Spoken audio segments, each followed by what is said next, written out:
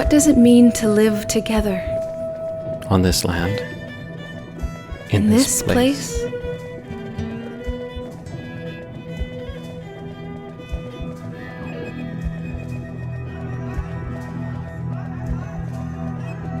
Burnt Thicket Theatre presents We Treaty People.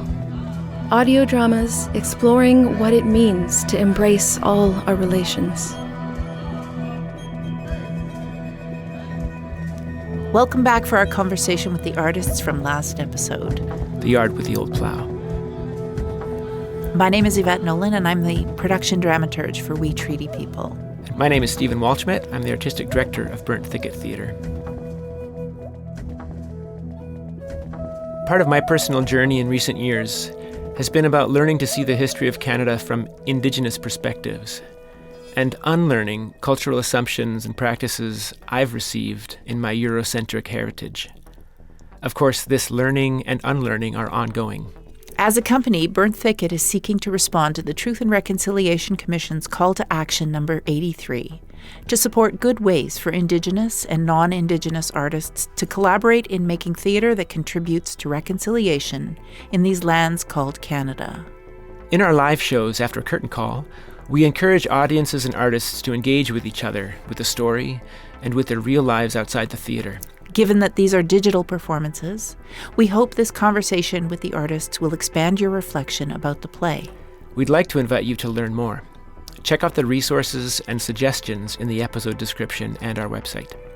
We encourage you to talk about the play with your friends, to chat with us on Facebook, or in our virtual talkbacks on Zoom. Or by leaving a response on our website. We want to hear what you think. Yeah, so Yvette, as I remember it, we were working on the script development for another project, but we were dreaming about what else could we do in terms of audio drama and what could we do that would support conversations around reconciliation and encouraging Indigenous and non-Indigenous artists to work together. And I've been hoping to share that wonderful script that Shanda Stephenson created for some theaters the last Sunday, The Yard with the Old Plow, in some other context. And it dawned on me that could become an audio play and maybe we could build a series around it. And I approached you and said, Yvette, what do you think? Would you be willing to come alongside in creating a proposal for a grant and in talking to playwrights and helping us to, I guess, dream up what could this series be and how would we go about it? Yeah.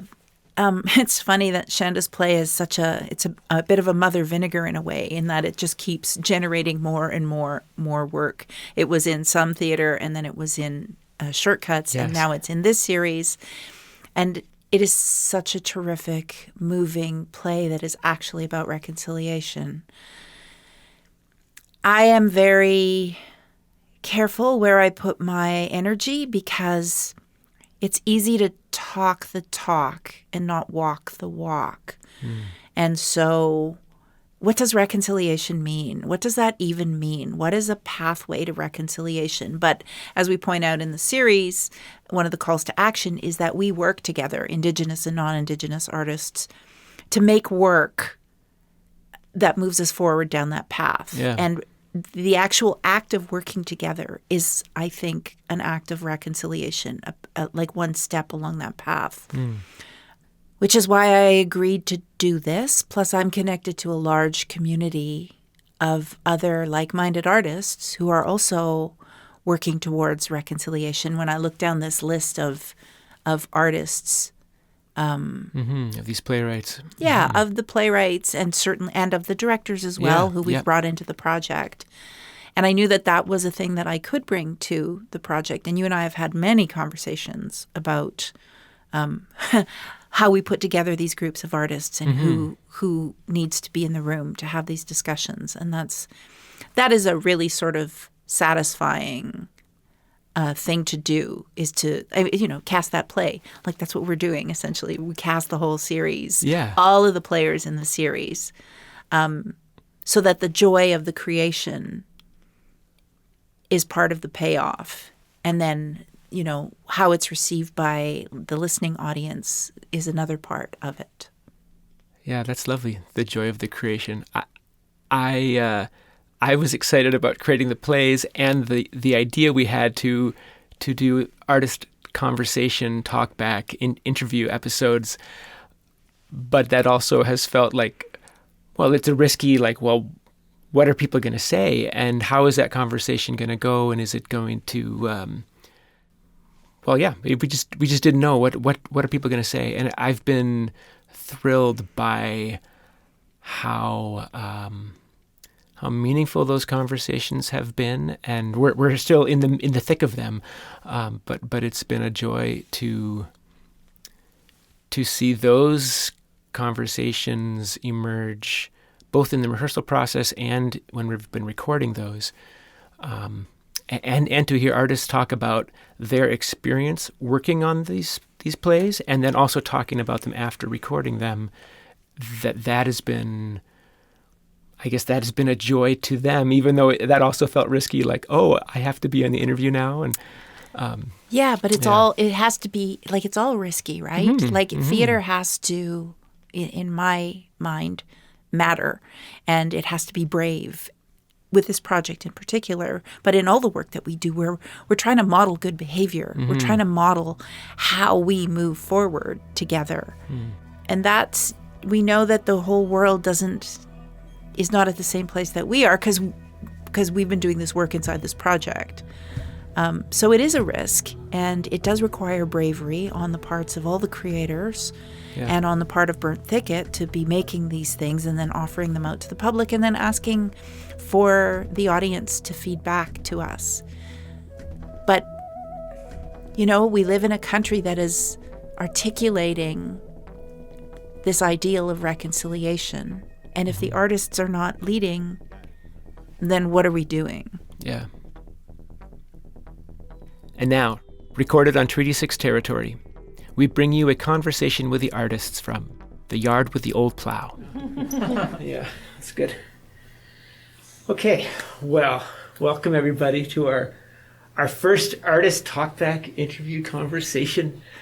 And it is great to hear from you, most of the artists involved in creating The Yard with the Old Plow. I just thought we could start, would everybody just go around and introduce yourselves and your role in the show? Well, I'm Shanda Stephenson. I'm the playwright of the Yard with the Old Plow. My name is Tim, and I am recording engineer and doing the editing. My name is Lisa Bayless, and I play the role of Bev. Alan Long here, and I play the role of Bob. Aaron Okamason, and I play Jonathan. Wonderful. Well, we're thinking at this moment to ask you, the listener, who are listening at home, or wherever you are, to consider this question before we hear from our artists. What surprised you as you listened to The Yard with the Old Plow and experienced that story? Or is there a line or an image from the play that has stuck with you since you heard it? And maybe how is that resonating with you? So we'll give you a moment to think on that, and then we'll hear from our artists.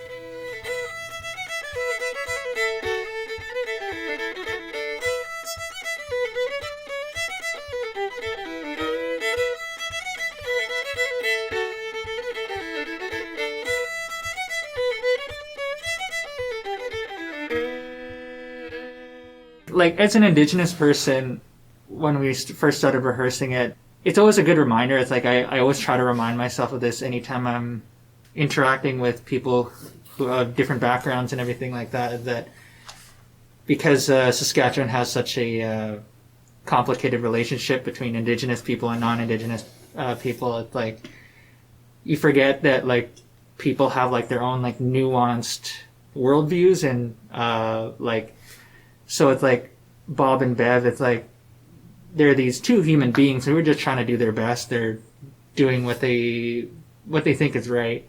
And sometimes a lot of Indigenous people will be all white people think this way. The white people just hate all Indigenous things, and they're constantly that generalizations being made from a certain community's perspective. Not all the time. It's not always the case, but I just think for me, it's always just a good reminder to keep that internalized, because it prevents me from making those generalizations as well. So that was like my biggest takeaway from entering the project. Oh, that was actually why I said yes to it in the first place, honestly. So, yeah. Oh, thanks, Aaron. Yeah.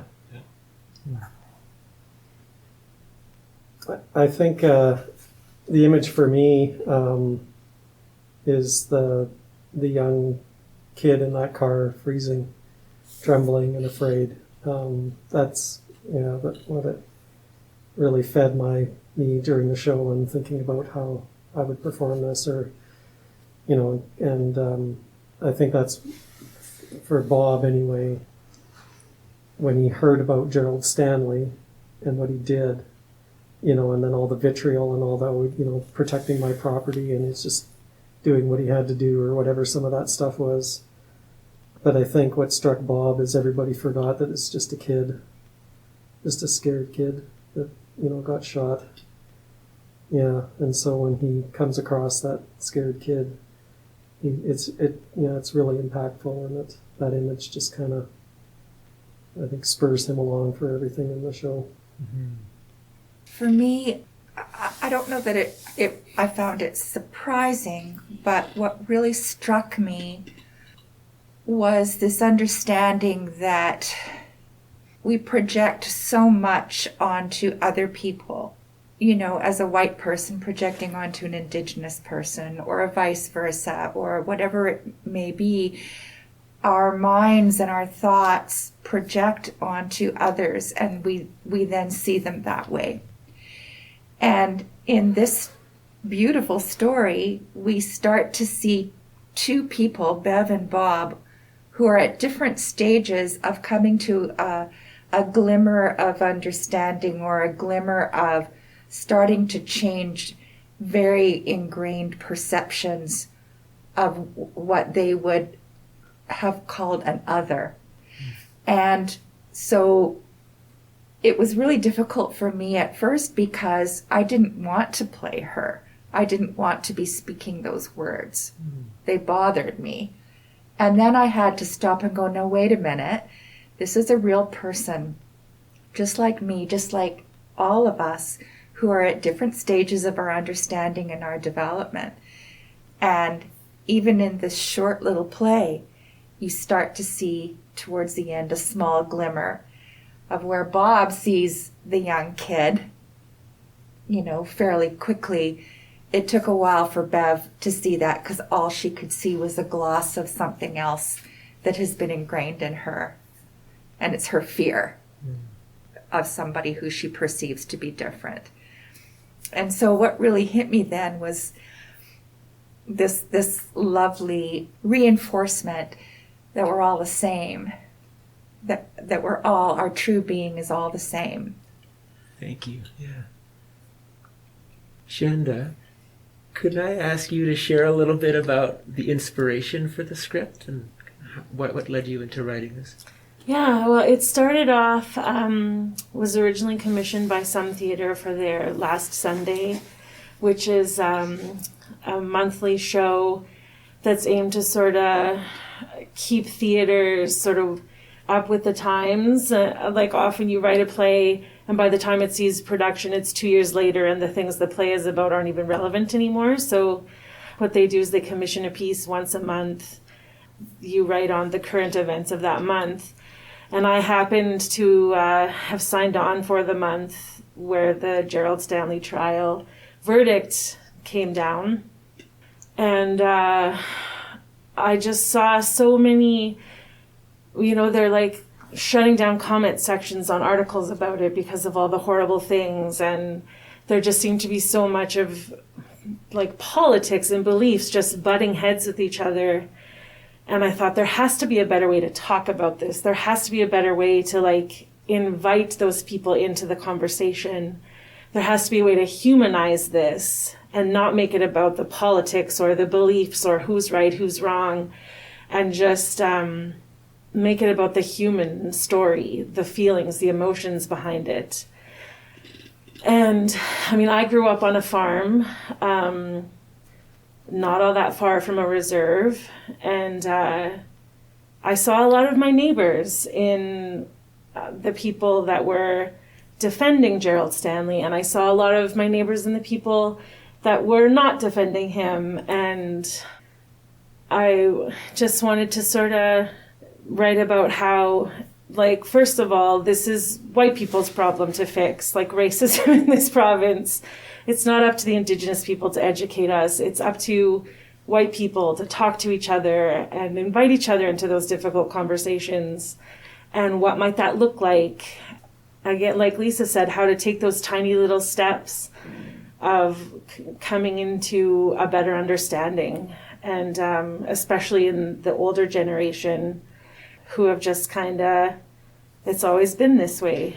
And one thing early on when I was writing this play, I was talking with my dad, and I'm very wary of writing stories that don't belong to me. I don't want to steal anyone's history or, write about things that I feel I don't have a claim to. And I was kind of talking to my dad about my idea for the play and that fear. And he said, well, but it kind of does belong to you. And he told me a story about how when he was growing up, there would often be people from the reserve near the farm he grew up on, which was not far from where I grew up. They would be walking along the highway. And my grandparents' farm was right off the highway, and they all knew that that farm was a safe place to stop. I don't know if they told each other or how, but they would always just come in the yard and ask for a glass of water. And my grandma would make them sandwiches, and my grandpa would pile them all into the station wagon and drive them to wherever they needed to go. Not to paint them as like heroes or something. They were just good people trying to do right by their neighbors kind of thing.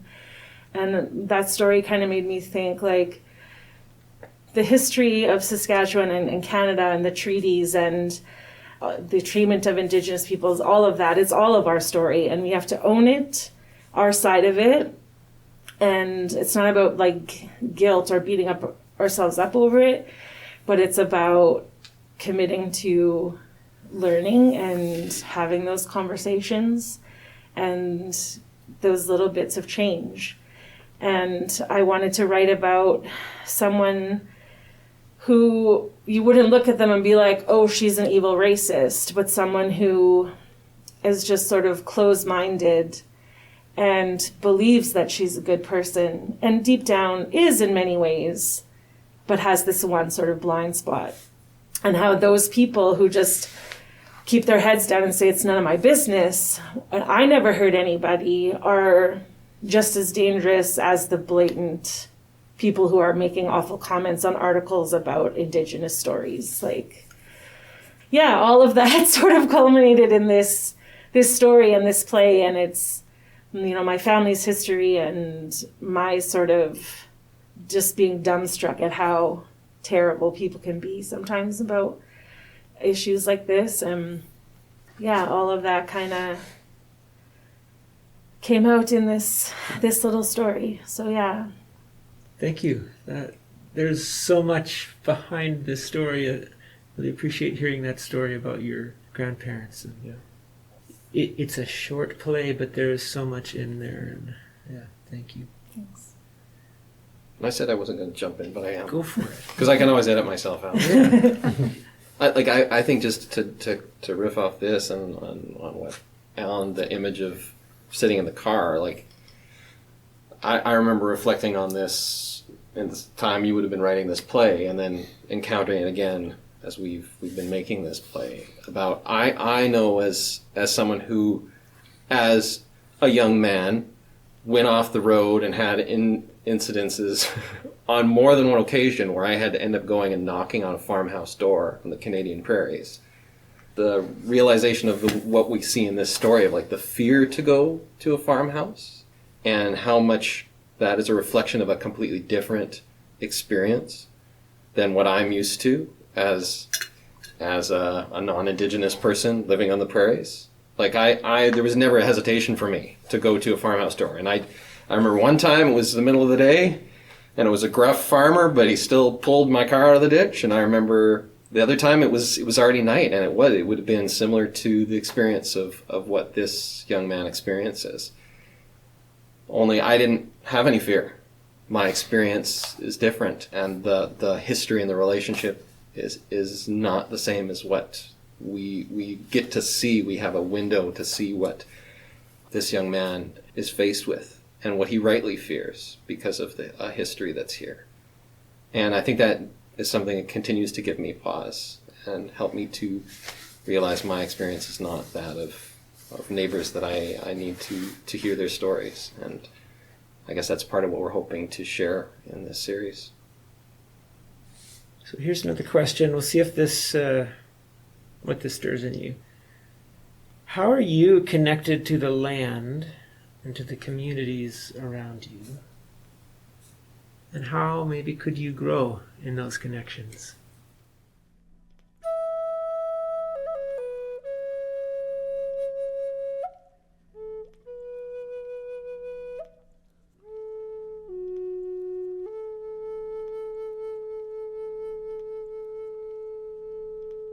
I kind of grew up in like a kind of a both as a city boy and a country boy, like growing up half on the reserve and half in the city.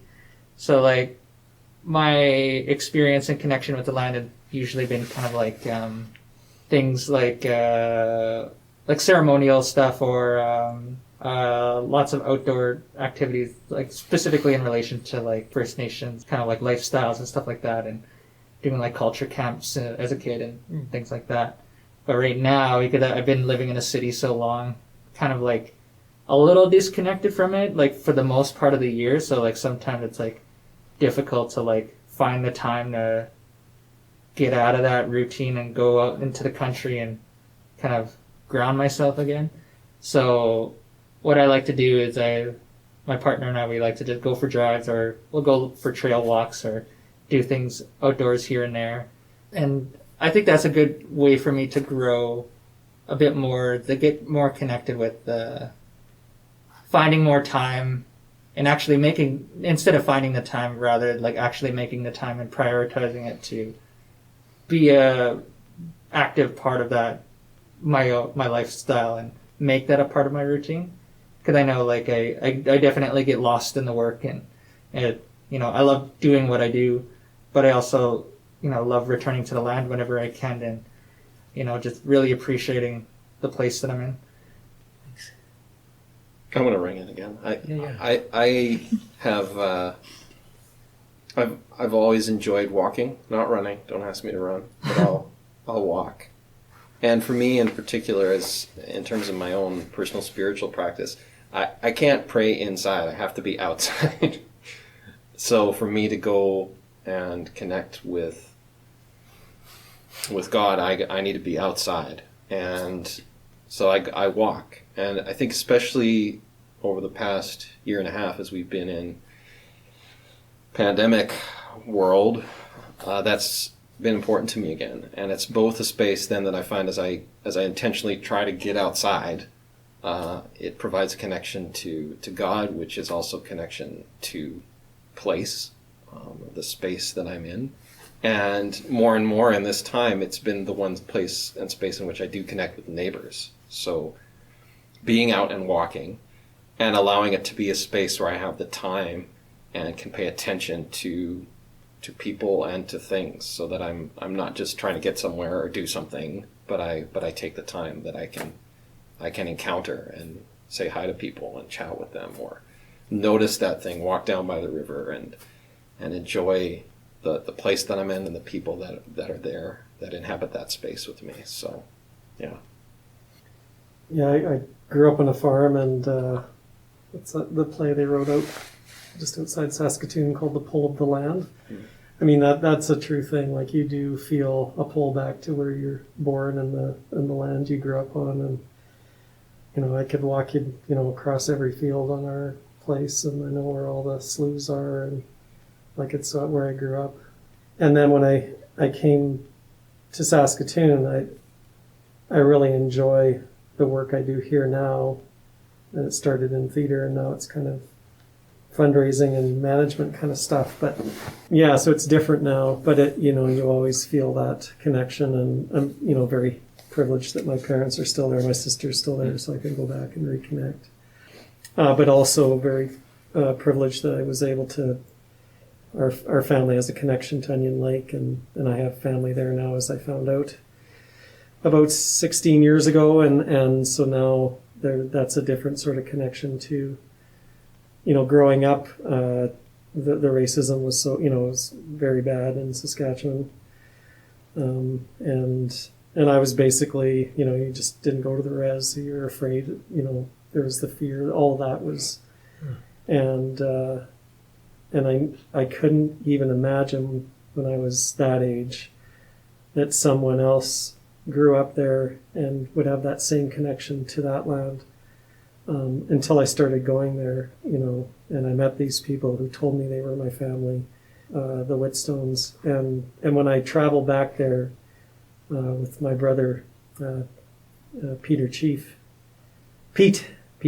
and, he takes me around and shows me all the cool spots, and took me out in the middle of the bush. And, you stand here with this gun and call moose, I'm going to go over here, and, scaring the crap out of me.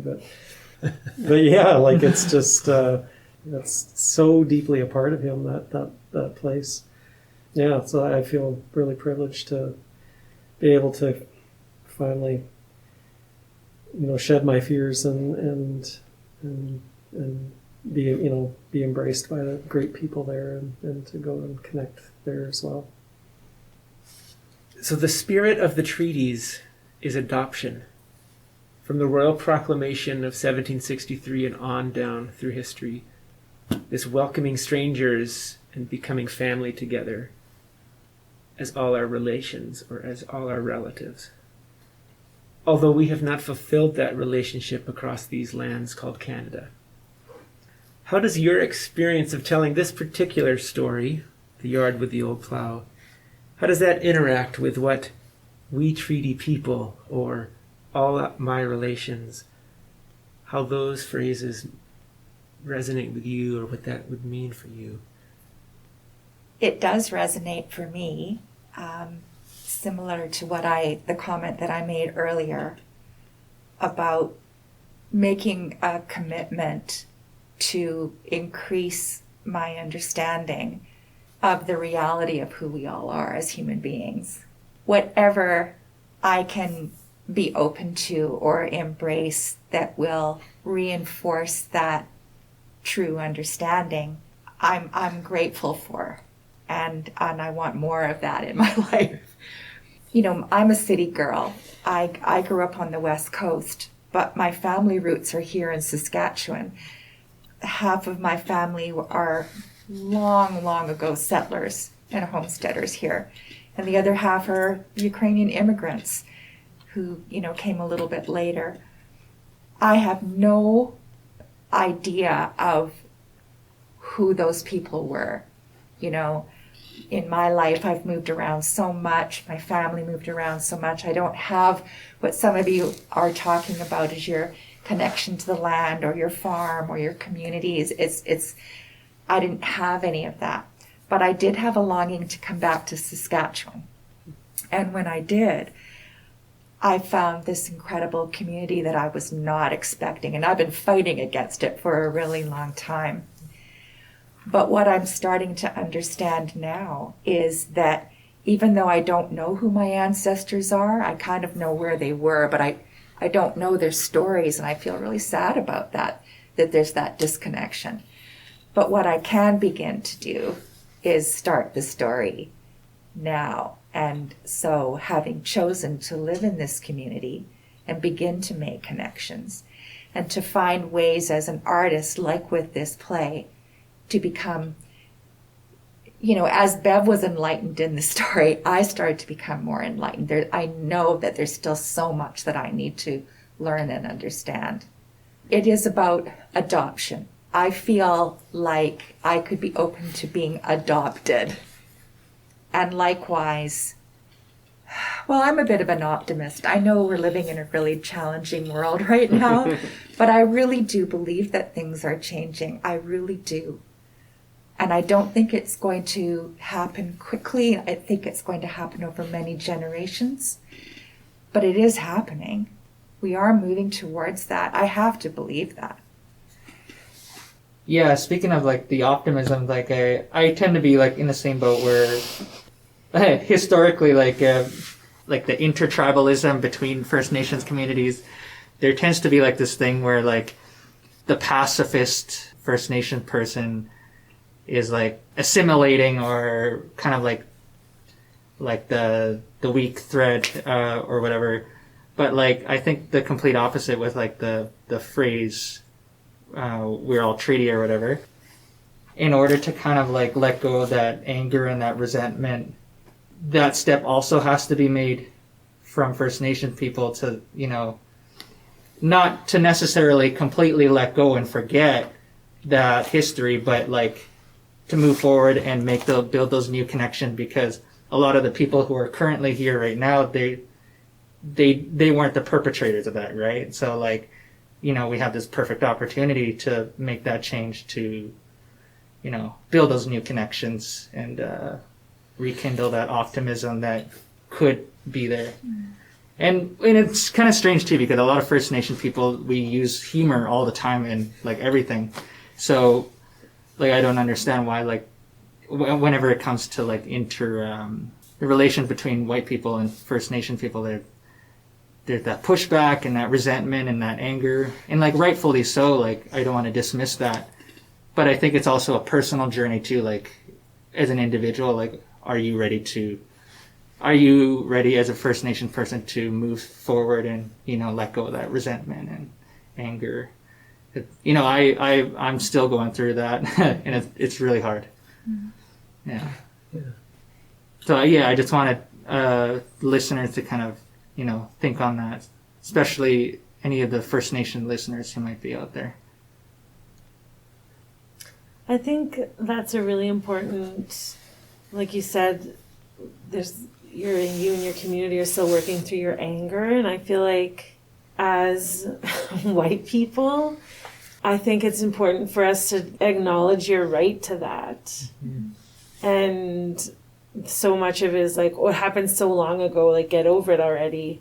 A, it didn't happen so long ago, and B, like, you have every right to not be over it. Mm-hmm. And I think part of our responsibility in healing it and moving forward from it is acknowledging your right to that anger and giving space for it, and putting away our sort of instinct to get defensive about it. Like, well, I never hurt anybody. It wasn't me, or, you know, and just acknowledge that we are all complicit in it and we have all benefited from it. Mm-hmm.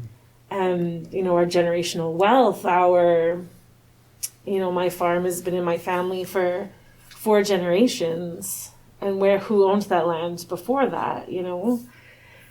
And yeah, it's time for us to, as, you know, white people, as settlers, to acknowledge that, yeah, maybe I didn't take this land, or I didn't put anyone in a residential school, but I definitely am still benefiting from those things that happened decades ago. We can own that and deal with that in our own way, and let the people that were harmed by that feel that anger. Give them every right to express it however they want. And I think that's a really important step in trying to build community between us and to hold space for that grief. Yeah. Yeah. What I see in the farming community is, you know, there is, you know, they look back at the good old days, right? When, oh yeah, you know, we had, you know, people come by from the reserve, and we, you know, they'd stay overnight. They used to camp in my grandpa's backyard and go on but now that got eroded. And what people forget is exactly what Shanda said, we kept benefiting from having access to land, to being able to farm, to not having to face racism, not being afraid to go into a farmyard. People forget about the cumulative effect of being left behind, not just left behind, but stuck there and not allowed to participate in the economy, not allowed to vote until 1950, not allowed to hire a lawyer to dispute a land claim. Someone takes your land away, too bad, you can't hire a lawyer. Like they a lot of people don't remember those things or don't know those things. And the cumulative effect of poverty is what we see now, right? So there's increased crime, there's drugs, Onion Lake is a scary place in a lot of ways now. For example, that's the one I know about. There's gangs, but that's on us too. That's because no resource sharing, no, stay in the reserve, you don't get anything more. There's a little bit here and there, there's treaty land entitlement and that. People say, they get so much, but it's peanuts compared to what my family's gotten. Uninterrupted, do whatever the hell you want. Yeah. And then you tie it to now in this pandemic. People say I have to wear a mask and I have to get vaccinated. It's an infringement on my rights. It's like, no, you need to learn what infringement on rights really is. Get in your car and drive to the res. That's what infringement of rights is. COVID-19 is a health issue. It's a health and safety issue, nothing more. If you want to talk about infringement of rights, learn the history of Canada. But yeah, we are all treaty people, and yeah, we have a responsibility. And it's very slow, like Lisa said. It takes a lot of time. And part of that is education. Part of that is also on First Nations being able to vote and being able to, and then taking that vote and using it to your advantage so that politicians suddenly have to start listening. But if they know they can stay in power, they can do nothing and still stay in power, then they'll do nothing. And that's what just kept happening over and over again. Oh yeah, we'll do it. But for now, we're going to do all this for the mainstream community and leave those guys behind and just further and further and further behind. And that's the powder keg. That's the trouble. That's why Gerald Stanley happened. It's because we just try to ignore it. Can't ignore it anymore. Part of what I've grappled with a bit is trying to rethink in terms of this language you were using here, Alan, of rights and ownership, where we think we have a right to certain things and we've earned or own certain things, and that seems to just be that's where a bunch of the fear is bound up in.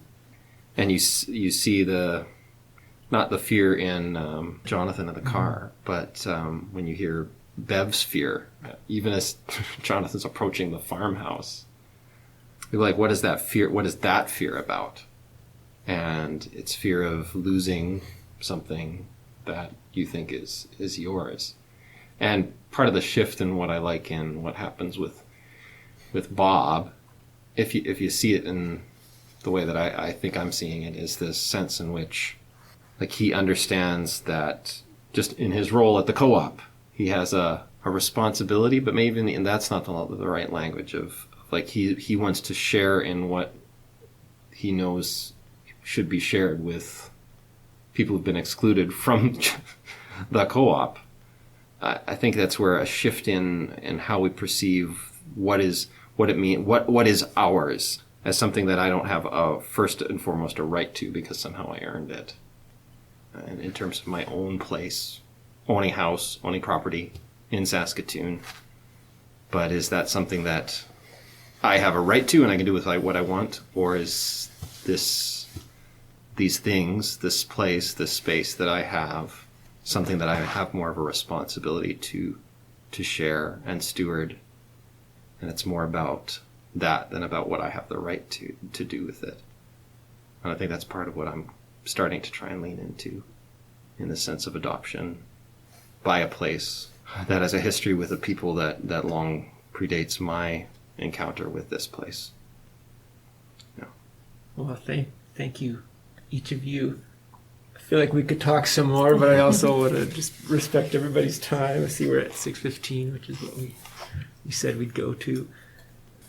I want to find some great way to like tie up everything, and like, because there's some rawness, right? There's some on it, like each of you have shared really honestly, and I just appreciate that. And it's tender, right? It's personal. This material and these stories and the topics, but yeah, just appreciate each of you engaging with it honestly, and both. I want to invite each of us and each of our listeners to let this story, and I guess whatever emotion it stirs in us, let that be fuel and energy to take whatever is the next step in our learning journeys, in our movement forward, in our growing and learning as brothers and sisters on many levels. Thanks, everyone. Thank you. Thank you. We Treaty People is a production of Burnt Thicket Theatre. Support our work with a donation and learn more about the artists at burntthicket.com. And to check out our website or the episode description for links to other great learning resources. Special thanks go to the Canada Council for making this project possible. And to our season sponsors, Surecom Industries and SK Arts. This work was gratefully created on Treaty 6 territory and on the homeland of the Métis. Join us next time for another audio drama episode of We Treaty People.